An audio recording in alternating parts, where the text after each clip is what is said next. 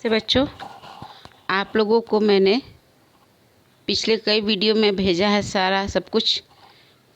सबसे पहले तो हमने पढ़ा वर्ण किसे कहते हैं, वर्ण के भेद प्रकार है ना, वर्णमाला समूह। इसके बाद इसके कितने भेद हैं, स्वर व्यंजन, स्वरों के कितने भेद हैं, हर्ष और दीर्घ। इसके बाद हम लोगों ने पढ़ा व्यंजन, व्यंजन के भेद, स्पर्श व्यंजन, अंतस व्यंजन, ऊष्म व्यंजन है ना, आगत व्यंजन, ये सब कुछ हम लोगों ने पढ़ा। इसके बाद इसका कहाँ से उच्चारण होता है, इन सारी चीज़ों को जाना, व्यंजन गुच्छ को जाना। अब आप आगे कुछ और शब्दों को पढ़ेंगे जिसमें कि बालाघात है। तो बालाघात बच्चों ये होता है जब, पहले देखिए यहाँ पर दिख रहा है आपको द्वित व्यंजन। द्वित व्यंजन में वह व्यंजन होता है जो आपको उसी वर्ण का दो बार जब उच्चारण आता है, आवृत्ति आती है, तब उसको जो है हम उसे द्वित व्यंजन कहते हैं। जिससे प्रसन्न, उद्देश्य है ना, प्रसन्न, उद्देश्य। इसके बाद आपका आ गया कच्चा, पक्का, यानी कि उसी वर्ण का जब आवृत्ति होता है तो उसे हम द्वित व्यंजन कहते हैं। अल्प प्राण महाप्राण का संयुक्त रूप, उद्धार ना, आच्छादन, इस तरह के जो शब्द होते हैं वो अल्प प्राण और महाप्राण के अंतर्गत आते हैं। बालाघात वह होता है जिस पर शब्दों पर या वाक्यों पर, वर्ण पर जो है जोर दिया जाए। जैसे पिताजी, ता, पिताजी, मंत्री, त्री पर हम जोर दे रहे हैं तो ये बालाघात हुआ। तुम्हें क्या दे सकते हैं, तुम्हें क्या दे सकते हैं, तो राम मिठाई खाएगा। तो इस तरह यानी जिस शब्द पर, शब्द हो या वर्ण हो, जिस पर अगर हम जोर देते हैं तो उसको हम बालाघात के अंतर्गत रखते हैं। इसी तरह से शब्द बालाघात है, वाक्य बालाघात है। तो वाक्यों पर भी बल दे करके हम बात को बोलते हैं और शब्दों पर भी बल दे करके बात करते हैं। संगम में उच्चारण के क्रम में जिन शब्दों या वर्णों को प्रवाह में एक साथ पढ़ना और कहाँ थोड़ा ठहरना है, यह संगम के द्वारा निश्चित किया जाता है। संक्षेप में कहें तो पदीय सीमाओं का बोध कराने वाला संकेत ही संगम है। संगम को दिखाने के लिए प्लस का चिन्ह का प्रयोग होता है। निम्नलिखित उदाहरणों को देखकर संगम का महत्व समझा जा सकता है। इसमें है, देखिए, निकल धन आ, निकल आ, हम निकला भी कह सकते हैं लेकिन उसको निकल आ। मिलाओ, मिलाओ, मिल आओ। उग आई, उगाई। पत्थर पर धूप उग आई, उगाई, है ना। तो ये क्या है, ये हमारे संगम यानी कि दो शब्दों को, अलग अलग शब्दों को हमने जोड़ दिया। इसी तरह से अनुतान, अनुतान जब शब्दों के या सुरों में जब हम उतार चढ़ाव करते हैं तब हम उसे अनुतान कहते हैं। जब सुरों में हम उतार चढ़ाव करते हैं तो उसे हम अनुतान कहते हैं। दूसरे शब्दों में हम कहें तो सुरों का आरोह अवरोह अनुतान कहलाता है। उच्चारण संबंधी अशुद्धियाँ मैंने आप लोगों को कल के ही वीडियो में बता दिया है। इसके बाद आप कहता है वर्ण विच्छेद, ये भी मैंने आप लोगों को समझा दिया है बच्चों ब्लैक बोर्ड पर। र के विभिन्न रूप, इसे हम आप लोगों को नेक्स्ट वीडियो में समझाएंगे। आज आप अपने वर्क को कंप्लीट कीजिए, लिखने के वर्क को कंप्लीट कीजिए। इसमें पहला है आपका सही विकल्प। सही विकल्प जो है वह हिंदी में स्वरों के कितने भेद होते हैं, तो 2। इनमें से कौन सा व्यंजन का भेद नहीं है, कौन से व्यंजन का भेद नहीं है? दीर्घ।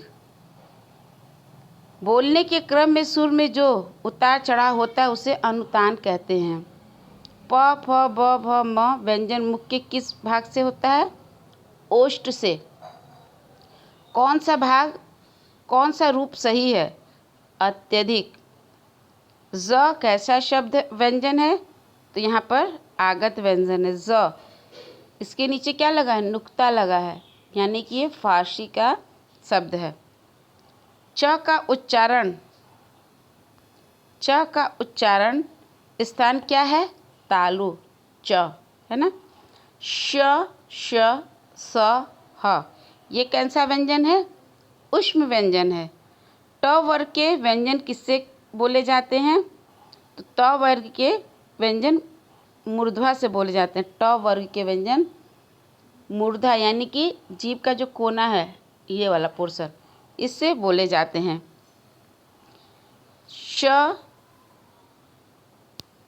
ये हो गया है आपका हर्ष। हर्ष स्वर के उच्चारण में कम समय लगता है।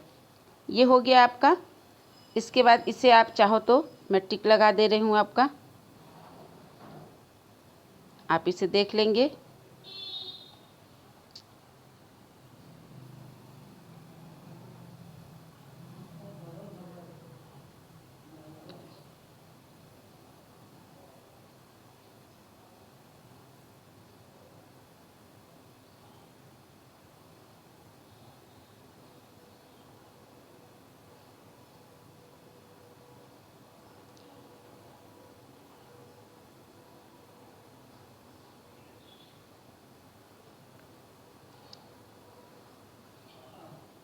ये आपका हो गया। हिंदी में स्वर के कितने भेद हैं? 2। इनमें से कौन सा व्यंजन का भेद नहीं है? तो बच्चों लास्ट वाला जो घ है वह आपका होगा, जो कि लिखा हुआ है, इसे मैं आप लोगों को दिखा दे रही हूँ, दीर्घ। आप इसे फिर से पुनः देख लें, ये क्लियर हो जाएगा आपको।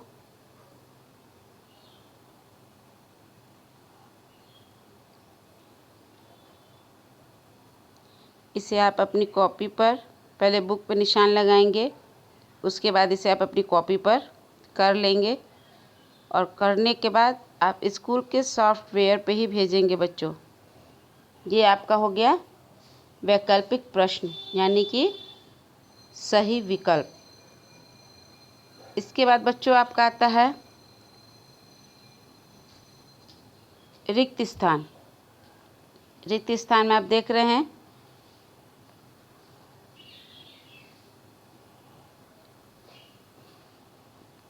भाषा के कौशल माने जाते हैं कितने? 4। भाषा की सबसे छोटी इकाई वर्ण। वर्णों के समूह को वर्णमाला कहते हैं। स्वरों के 2 भेद हैं, हर्ष और दीर्घ। हिंदी में कुल 37 व्यंजन हैं। क ख ग घ अंग और ह का उच्चारण, क ख ग घ और ह का उच्चारण कंठ से होता है।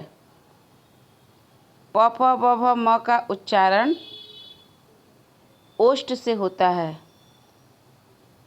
स ज र और ल का उच्चारण किससे होता है?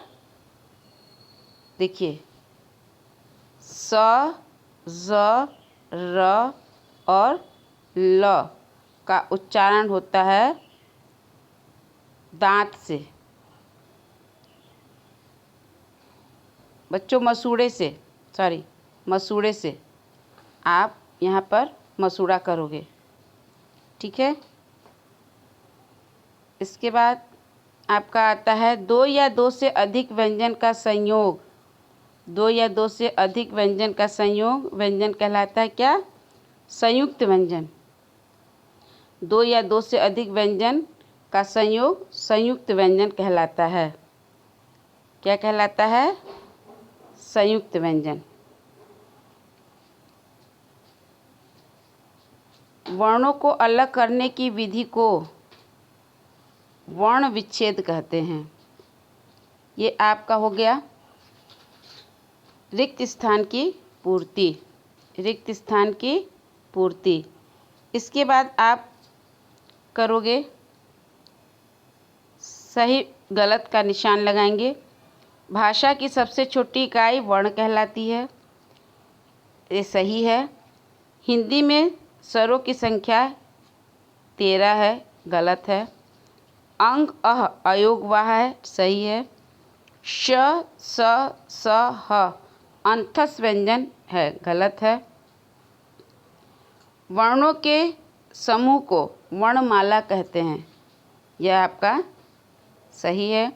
दीर्घ स्वर केवल 4 हैं, यह गलत है।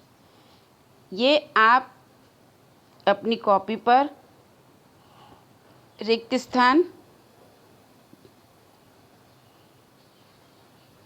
इसके बाद सही विकल्प, इन दोनों को आप अपनी कॉपी पर लिख लेंगे। सही उत्तर गलत को आप अपनी किताब में केवल निशान लगा लेंगे।